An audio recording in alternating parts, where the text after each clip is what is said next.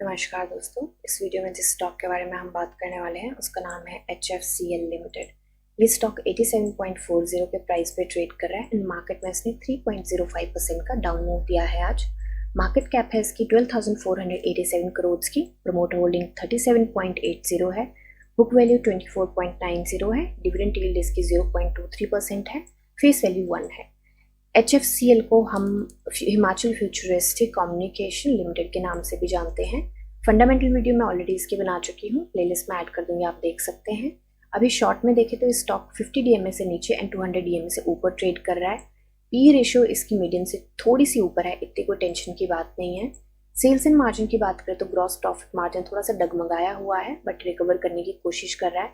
Sales quarter on quarter decrease हुई है।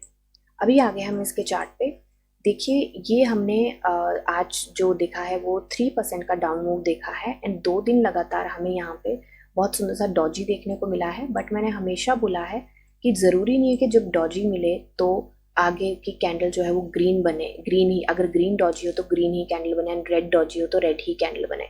हो सकता है कि डिफरेंट कैंडल बने क्योंकि मार्केट में वॉलीटिलिटी भी बहुत है एंड वैसे भी ज़रूरी नहीं होता कि कौन सी कैंडल बननी है।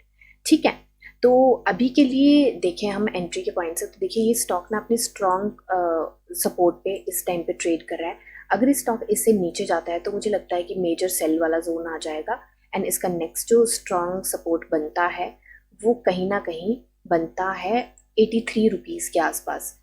तो उससे पहले अगर ये रिवर्सल ले लेता है तो कल अगर मूव दे देता है तो बहुत अच्छी बात है। अगर मूव नहीं देता है तो मुझे लगता है थोड़ी सी दिक्कत का हमें यहाँ पे सामना करना पड़ सकता है।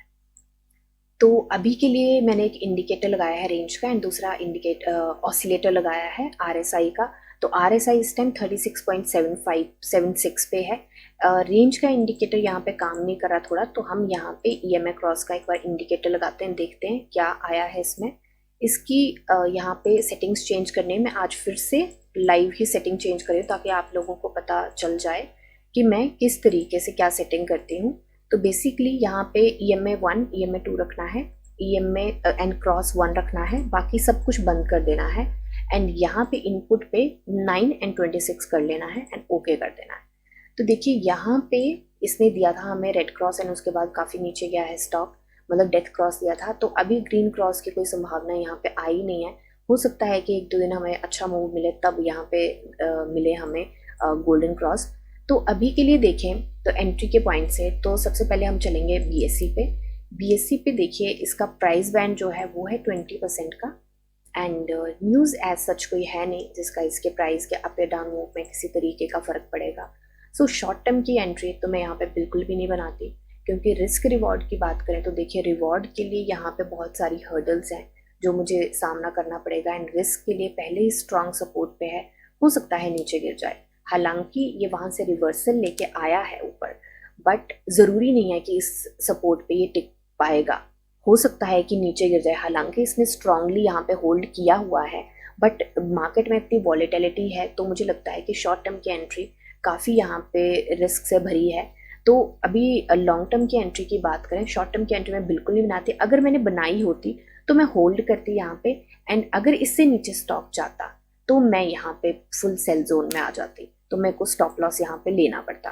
ठीक है, क्योंकि ज़रूरी नहीं है कि इसके पास भी 83 के पास भी रिवर्सल देगा या नहीं देगा, क्योंकि मार्केट में इतनी ज़्यादा करेक्शन आ रही है कि हो सकता है कि स्टॉक और नीचे चला जाए। तो अभी के लिए लॉन्ग टर्म की एंट्री मुझे लगता है ज़रूर बनाई जा सकती है, क्योंकि अगर स्टॉक थोड़ा सा नीचे भी गया तब भी इतनी कोई दिक्कत की बात नहीं होगी, क्योंकि लॉन्ग टर्म के लिए और लॉन्ग टर्म के लिए यहाँ पे मैं बात कर रही हूँ। पहले तो मैं बात कर रही हूँ लॉन्ग टर्म, 2 लॉन्ग टर्म की बात करूँगी। पहले मैं बात करूँगी ये जो क्वार्टर 31 मार्च को एंड होगा इसके रिजल्ट से पहले 1-1.5 महीना लगता है रिजल्ट आने को, 1 महीने के अंदर भी दे देते हैं कभी कभी, हर एक कंपनी का डिफरेंट होता है। तो मैं 1 महीना लेके चल रही हूँ कि 31 मार्च के बाद 1 महीना, तो मतलब 30 अप्रैल तक मुझे लग रहा है कि ये 23% दे के हमें इसके आसपास ट्रेड कर रहा होगा। एंड एक लॉन्ग टर्म ये होगा और दूसरा लॉन्ग टर्म की मैं कर रही हूँ यहाँ पे बात कि जो मुझे लगता है कि यहाँ से मैं जून के मई के एंड तक मुझे लगता है कि 34% हमें दे के जा चुका होगा, इतना मुझे लगता है कि इसके आसपास ट्रेड कर रहा होगा 116 के आसपास कम से कम।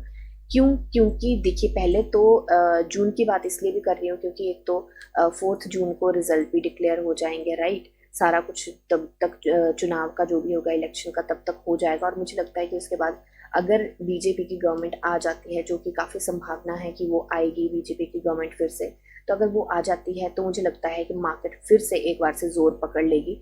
तो मुझे लगता है कि यहाँ तक तो ये ट्रेड करता हुआ हो सकता है कि हमें मिले।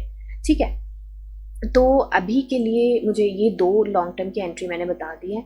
एंड शॉर्ट टर्म की एंट्री मुझे लगता है कि लाइव मार्केट में थोड़ी सी नज़र हमें रखनी पड़ेगी, क्योंकि एक तो कोई न्यूज़ भी नहीं है ऐसा जिसकी वजह से हम एंट्री बनाएं कि हाँ हमें थोड़ा सा कुछ पॉइंट्स मिल सके। दूसरा, यहाँ पे स्ट्रॉन्ग सपोर्ट पे है, हो सकता है सपोर्ट तोड़ के नीचे आ जाए, तो हम इन्वेस्टमेंट अपनी नहीं फंसाना चाहते। तीसरा, मार्केट में वॉलेटिलिटी इतनी ज़्यादा है कि वो भी एक फैक्टर है कि निफ्टी अभी स्ट्रगल कर रही है, काफ़ी वॉलेटिलिटी है उसमें, तो वो भी एक चीज़ है कि मैं शॉर्ट टर्म की एंट्री यहाँ पे नहीं बनाती। ठीक है, तो ये मेरे एनालिसिस है, कोई बाय सेल होल्ड की रिकमेंडेशन नहीं है। आप अपनी एनालिसिस कीजिए, जानिए समझिए, पढ़िए और फिर इन्वेस्ट करिए। मिलते हैं नेक्स्ट वीडियो में, तब तक के लिए शुक्रिया एंड हैप्पी इन्वेस्टिंग।